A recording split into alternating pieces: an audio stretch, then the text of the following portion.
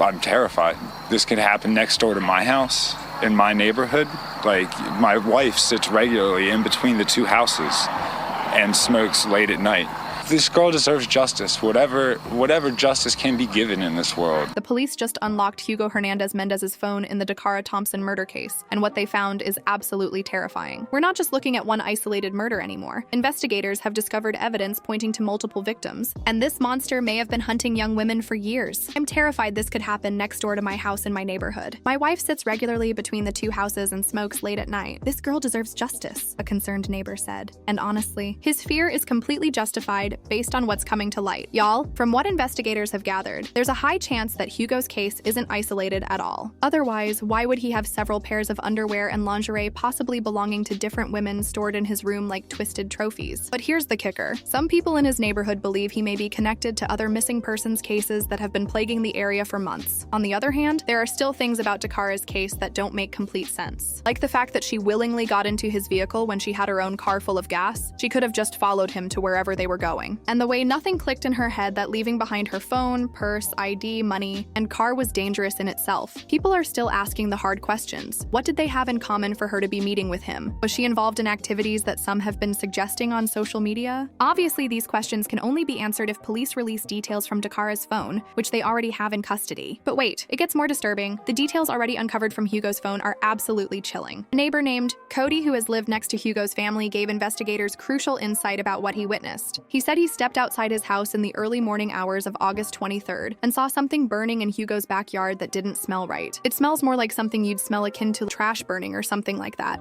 She deserves it. My heart goes out to her family. I can't even imagine. I have a daughter myself, and I can't even imagine the grief that they're going through right now. I would be willing to bet that they were burning evidence of some sort, Cody explained to detectives. But check this out. He also told them about an ash pile he had seen in the backyard. And when investigators returned, that ash pile was completely gone. Now, I get that Cody may not have heard exactly what was happening inside the house. But here's what bothers a lot of people. There were multiple people living in that small house when Dakara was being murdered. Child, the other people had to have heard her screaming, fighting, or some sort of struggle happening. Plus, she was found completely nude, not wrapped up in anything. Meaning, if she struggled for her life, they definitely would have heard her cries for help. Y'all ain't ready for this part. Detectives had already spoken with one roommate who claimed they overheard Dakara and Hugo having intercourse, followed by strange grunting noises that made them think one person wasn't a willing participant. Later that night, after waking up a few hours later, the same roommate said they stepped outside and noticed something unusual. The GMC that Hugo normally kept parked out front was completely gone. They pointed out that this struck them as extremely odd since he supposedly doesn't work on Saturdays, and the vehicle was almost always parked in its usual spot. Meanwhile, two other roommates claimed they didn't have anything to add to the investigation. They told investigators they hadn't seen or heard anything during those critical overnight hours of August 23rd, explaining that their rooms are on the opposite side of the house from where Hugo stays. But wait, it gets messier. One relative who lives in the same house was also questioned and said she's cousins with Hugo. She told investigators she was shocked that someone from her own family could be tied to something this horrific. She also admitted that over the past couple of weeks, Hugo had been acting completely differently, and she barely saw him around the house. She even claimed that she urged him to come clean if he knew anything about Dakara's disappearance. She also explained that during the investigation, officers brought in her husband, Hugo, and another relative for questioning. The two other men were released, but Hugo wasn't. To make things even more complicated, the very next morning, federal immigration agents showed up at the house again, this time arresting her husband. But here's what's twisted. The cousin insisted her husband had nothing to do with Dakara's murder and said he cooperated fully with investigators. She couldn't understand why her cousin's criminal investigation suddenly triggered an immigration case against her spouse, which raises questions about what else they might be hiding. I don't know about y'all, but maybe everyone living in that small house is with— Smells more like something you'd smell akin to like a trash burning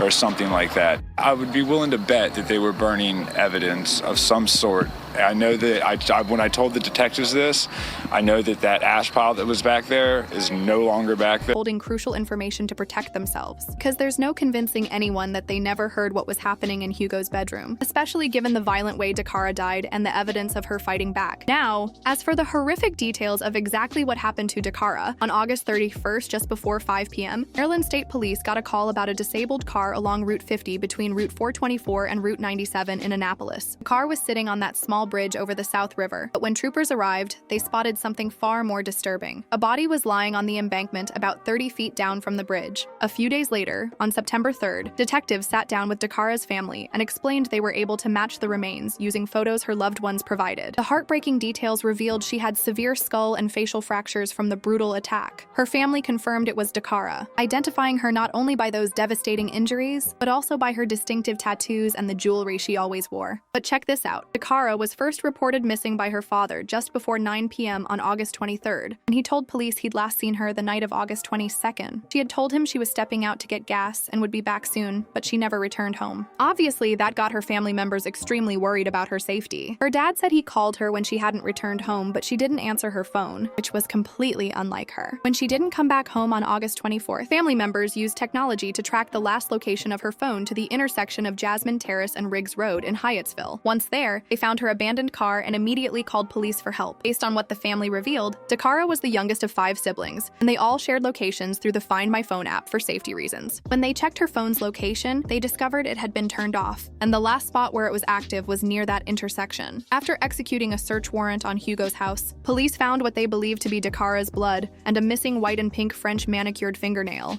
along with hair, a wig, and other disturbing evidence in his bedroom and trash. But here's what's really chilling. They also discovered multiple pairs of women's underwear and lingerie that didn't belong to anyone in the house. Hugo Hernandez Mendez was arrested and charged with first and second-degree murder in the gruesome death of 19-year-old Dakara Thompson. ICE also issued a detainer for who they called a criminal illegal alien and promised that justice would be served for Dakara's family and community. Investigators believe Hugo murdered Dakara inside his bedroom in the early morning hours of August 23rd and calmly loaded her body into his car, drove to Route 50, and threw her over the short bridge like she was disposable garbage. The level of coldness required for that act is absolutely inhuman. The case is still ongoing, and right now Hugo remains in jail without bond. His next court appearance is scheduled for October 8th, but multiple people have said that the other residents who live with Hugo should also be charged as accessories to murder. If Dakara was beaten severely enough that her fingernail was detached, that means she was fighting desperately for her life. There had to be loud noises, screaming, and sounds of struggle coming from his room that the other people in that small house definitely heard. Yes, they've revealed some details to investigators, but people still insist that something much deeper is going on here, and they're not telling the complete truth about what they witnessed that night. Like I said earlier, whispers around the neighborhood go way beyond just Dakara's case. Some locals believe that Hugo might be linked to other missing persons cases in the area, and apparently there have been quite a few unsolved disappearances recently. The speculation only grew louder after investigators reportedly found that collection of lingerie and underwear in his bedroom, stored like they were trophies and souvenirs from previous victims. For people already suspicious of Hugo's activities, this discovery feels like a smoking gun pointing towards something much darker and more systematic. In a community where several people have already vanished under mysterious circumstances, that rumor alone is enough to send chills through the entire neighborhood. Will more women be identified through the recovered evidence from his phone and bedroom? Let's wait and see what investigators uncover next. What's also had people talking and absolutely furious? The fact that Hugo was walking around as a free man despite his extensive criminal history. This man has been busted more than once for several serious offenses,